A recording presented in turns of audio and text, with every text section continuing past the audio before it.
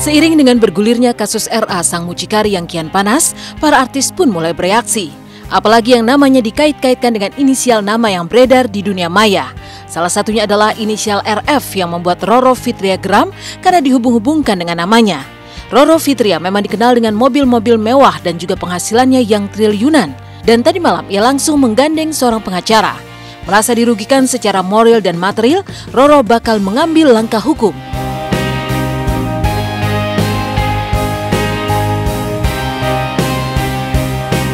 Jadi bagi saya ini sangat-sangat hal yang tidak nyaman karena konteksnya adalah sesuatu hal yang kurang bagus atau bahkan sesuatu hal yang negatif. Jadi dengan ini saya menyatakan inisial RF yang berkembang luas di media sekarang itu bukan Roro Fitria. Ini pula saya menggandeng Mas Sunan Kalijaga selaku tim kuasa hukum saya. Jadi mungkin ada rencana ya, saya dalam waktu dekat ini akan menjumpai AKBP Audi atau Heru Kasat yang di Jakarta Selatan menangkap atau membongkar peristiwa ini. Nanti mungkin di sana juga kita akan berkoordinasi ya, bersinergi.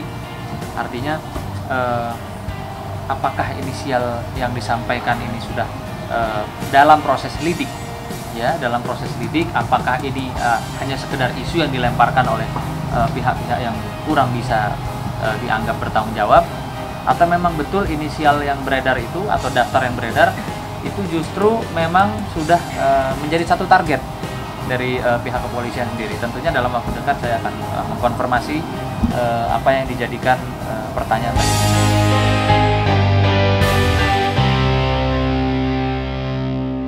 Terbongkarnya prostitusi online yang diduga melibatkan artis mendorong Maya untuk membongkar apa yang sebenarnya terjadi di kalangan artis. Menurutnya, tidak semua artis jatuh ke lembah hitam seperti yang dijual RA. Masih banyak artis yang tetap berjalan di rel yang benar. Munculnya artis yang nekat jalani prostitusi terselubung lantaran tergiur tuntutan bergaya hidup mewah. Maka artis bertipe seperti inilah yang jatuh ke tangan RA, sang mucikari yang memiliki cara seperti ini setelah memasarkan secara online. Tidak ada, biasa aja mas, cuman hanya untuk kebutuhan sehari-hari, bayar rumah, beli baju dan lain-lain, gaya hidup lah. Pertama saya ketemu meeting dulu mas, sudah meeting, dan klien biasa ngeliat foto-foto atau daftar-daftar list saya, dia tanya ini bisa atau tidak, kalau bisa oke, kalau tidak bisa, jadwalnya harus cocok juga antara keduanya. Baru eksekusinya besoknya. Nggak ada katalog, nggak ada medsos, nggak ada lain, nggak ada. Listnya di handphone. Foto. Tidak ada melalui rekening, semua cash. Yang pegang siapa uangnya? Saya. Jadi DP-nya melalui mana dulu? Iya. Aku sebagai seniman artis sangat prihatin karena lagi-lagi artis itu kena kasus dan kemudian sehingga mencoreng nama baik artis ya. Padahal tidak semua artis itu mempunyai kelakuan yang buruk ya. Nah kemudian apalagi ini kemudian ada prostitusi online itu, jadi seakan-akan semua artis seperti itu. Gosip-gosip ada, kalau gosip-gosip ada, gosip-gosip bahwa misalnya artis A, artis B itu katanya bisa, katanya. Saya cuma dengar gosip aja, tapi kan benar atau tidak kan saya nggak tahu. Kalau faktor utama itu kan aku bukan pelaku ya, tapi nggak tahu. Kira-kira menduga saja, misalnya bisa jadi karena gaya hidup yang artis itu kan tuntutan hidupnya kan mewah ya. Harus pakai gonta-ganti baju, harus pakai mobil mewah, harus pakai jam tangan mewah, harus make up-nya on terus ya kan.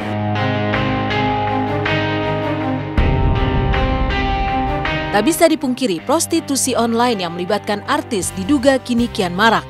Cara kerjanya sangat rapi dan terselubung dengan aturan main yang sangat ketat. Tidak sembarang orang bisa menembusnya, kecuali yang berkantong tebal dan lolos dari seleksi sang mucikari. Lalu seperti apa maraknya prostitusi online artis di mata para selebritis? Ya mungkin sekarang lagi ini kali eranya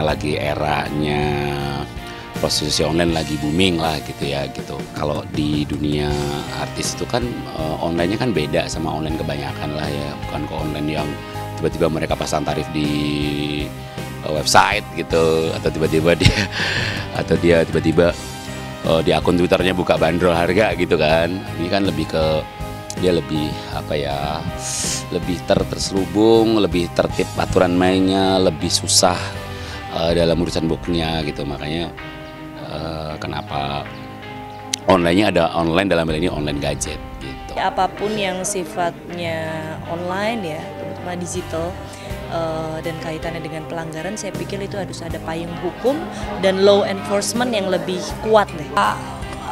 Tentang itu artis bisa seperti itu gitu, kaget juga gitu, malu juga gitu. Jangan sampai aku mengalami yang seperti itu gitu, jangan sampai gitu. Maksudnya ya itu sih kembali lagi kepada kepribadian orang masing-masing ya gitu. Ya betul, memang gaya hidup, eksistensi gaya hidup, bahkan hanya sekedar di sosial media dan segala macam, Instagram, Twitter dan semua orang pengen eksis, semua orang pengen kelihatan selalu first class dan segala macam.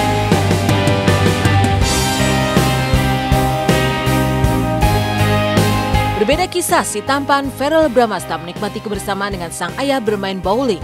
Seperti apa kebersamaan ayah dan anak ini? Benarkah Verrell berencana membeli rumah dan mobil dari jerih payahnya sendiri? Temukan jawabannya hanya di Intense di segmen berikutnya.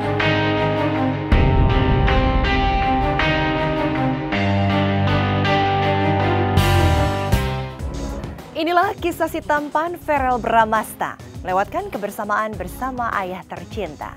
Bermain bowling bersama, Verrell seolah ingin melupakan kesendiriannya tanpa seorang kekasih. Tapi benarkah Verrell tidak mau lagi berlama-lama menjomblo? Benarkah Verrell juga ingin membeli mobil dan rumah dari hasil kerja kerasnya selama ini?